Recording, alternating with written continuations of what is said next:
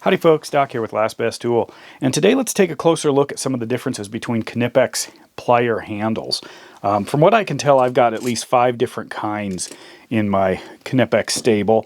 I have the smooth dip plastic, I've got the textured dip plastic, the multi-component, which is their comfort grip, they call that because it's 2 different kinds of plastic. The 1000 volt rated VDE, or basically it's a German electrical technician's standard for voltage protection, as well as electrostatic discharge. So this is basically a comfort grip that also has some features that that discharge the electrostatics, or the static electricity that might build up so you don't zap your circuits. But anyway, let's take a look at primarily the difference between the dipped, the comfort grip, and the VDE.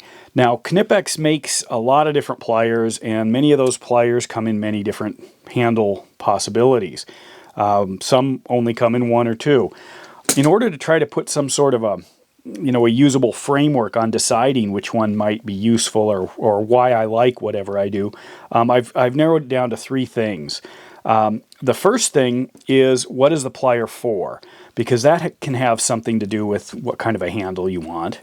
The second thing is, let's talk about the hand-handle interface, because hands are a little bit different, both in strength and in size, and the handle material in both composition and size can make a difference.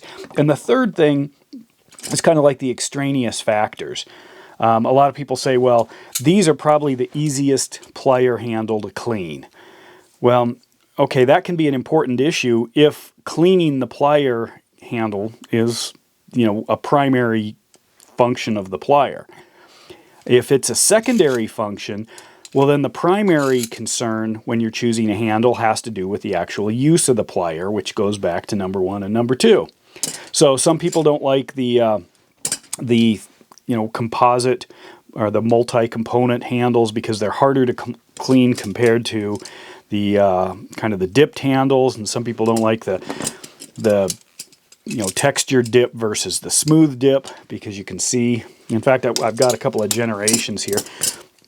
Look at this guy, pretty old. Take a close look at that. They also ding and scratch up a little bit easier. But anyway, I think this is a textured one, but it is so smooth now from use that it's almost the kind of the smooth plier. But I think it did start out as the texture, which means I can compare some over time. So this one here, the top one is fairly new. The middle one has got some miles on it, and it's also the old coarser tooth one. And then the bottom one's probably the hardest use one. So you can see how these changed over time. And the handles are your contact with the tool. So to me, that's like as important as the tires on your truck. That's what touches the ground. That's the only thing that touches the ground. So that's your only contact with everything. So I don't mind these, the textured ones. Before there was really much of a choice in my toolbox, I didn't really notice. But I did find these a little on the slippery side on some earlier plier wrenches I had. They're great if slippery is good, if cleaning is good. To me, that's definitely a secondary or even tertiary concern. But if I was working, in some oily environment, and then the pliers were just handy, I might find that cleaning them became, a primary concern. Others like this is a side cutter. This generates a lot of force. Generally, there's a pop, and you might think, gosh, it would be nice to actually have a comfort grip on a handle like this. However, if I'm using this tool for what it's designed for, I'm probably going to be wearing gloves, which is going to take up some of that snap and pop, meaning I don't need a heavier, thicker handle on these. And that kind of goes for their small kind of bolt cutter design as well. If I had the choice, I don't know, maybe I would get a thicker plier. But generally, if I'm using these more than for one cut and for what they're designed for, I'm probably going to have gloves on. So that's going to minimize some of the difference that a comfort grip would make on a plier this size. Because remember, this isn't a huge difference. Then let's go to size. A lot of times, if I'm after more of a precision tool, I can see the value for having as minimal a tool as possible. You're in closer contact with the handle. The motor skill to operate it is a little bit finer because you've got smaller components that you're holding on to.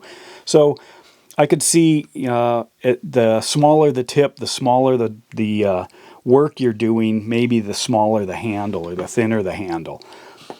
In some cases, I've kind of doubled up here just to test this out. So what I've got are, here's two extremes. These are the same, pretty much the same plier in the thinnest handle and the thickest handle. And as I use them, you know, they do feel a little bit different. This one I could apply a lot more force. If I'm cutting things, there's going to be less of a harsh snap. It's a smaller plier, but it's not so small that I think there is a benefit for something like this. If I go way down on this guy, because this is a heavier duty plier, even though it's small, say compared to a needle nose, I wanted the comfort grip at a minimum simply because it gives me more to work with as I'm trying to use this for maybe bigger jobs. So it's sort of the opposite of the fine work. This is coarse work in a tiny plier. And anyone who's had a Leatherman and tried to do some heavier work with a Leatherman has probably realized that, you know, it hurts your hand unless you're wearing a glove, just simply because you're biting down on harder metal. So, you know, I like that. Do I think, you know, let's go back to this one, that's important? This is a toss-up because it could easily be for fine work, also has a cutter.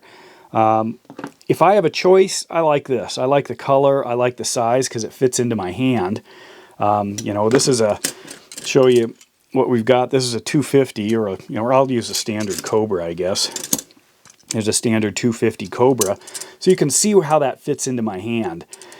So, you know, I usually wear large to extra large gloves.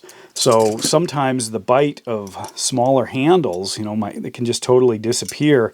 And I don't mind having a little bit thicker handle to grab onto. Easier for me. Now, as far as whether or not you should make the jump, because sometimes these handles here can be the same price, not with the twin grip yet, but with a lot of the others. The prices jump up and down all over the place, so you might get this for the same price or even less than you might get a dipped handle. This one here, I should point out, this was about a $10 difference between these. This was like $19 and this was like $29, or maybe it got into the 30s, I can't remember. But anyway, that's because of this particular handle. If I could have found one, well, actually I did, but it was in Great Britain and I didn't want to wait a month for the shipping. It wasn't much more than this. And I could have got that handle. And I was going to do that and try out all three handle styles in the same plier, and I still might. But I just love this size. It's so incredibly handy. This is what I wish a Leatherman had. If I had a little knife that stuck out, then this would be my Leatherman. But anyway, and the prices, they go all over the place until you get up to something that's VDE rated. Just because it's probably paying for a standard or a test. Anyway, so because of the hand size, I definitely like a little bit more to bite on. And if I'm using something like this without gloves, I really notice. I mean, you feel it in your hand, and your hand aches. My hand does anyway. And then the snap, if there is one, sends a little spike, kind of like hitting a wall with an aluminum baseball bat, you know.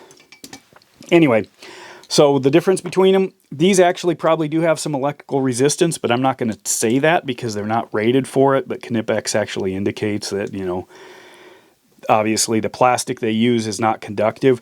It is definitely considered an insulator for heat and cold, which can make a difference. Although I haven't run into too much trouble. If it's that cold, I'm probably wearing, again, wearing a glove. But if I am pulling them out of a frozen toolbox or something, I could see that making a bit of a difference, but it should warm up pretty quick, or I need a glove. Anyway, those are my thoughts on the different Knipex handles. From durability standpoint, I have not ruined one of these. I haven't even had these long enough to ruin them, but these are years old, and they're starting to have mechanical issues before the dips are coming off. And there are ways you can re-dip pliers, so it's not the end of the world. But they seem to be holding up very well, and I would imagine that, you know, these might even be better, just simply because I assume Knipex keeps refining maybe the plastic technology or the chemical composition of the handles as they study, you know, use and wear. I really haven't had them tear. I know I've heard of that where people have, you know, like ripped the side, but even some of the damage on these, it just doesn't seem to spread. Whereas I've had other pliers that once you start to break it free, you know, especially up in those areas, you know, around the top, it just starts to peel off. But overall, it's totally personal preference, except, you know, what the plier's for, how it interfaces with your hands, and whether or not you've got a secondary concern. Obviously, VDE is a secondary concern that should move to a primary. That stuff, depending on the job or your trade, you know, there may not be a choice. But between something like this and this, I don't know if there's any industry standard that says you have to have one or the other, but personally, I really like these, but I can certainly see why somebody would like these.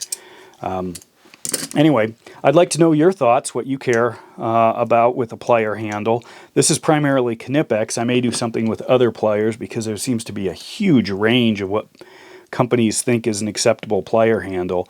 But Knipex, that seems to be a big part of their marketing. When you go to the Snap-on catalog, there isn't usually a choice. You get what you get. But some other companies compete directly by their plier handles. So let me know. And with that, Doc out.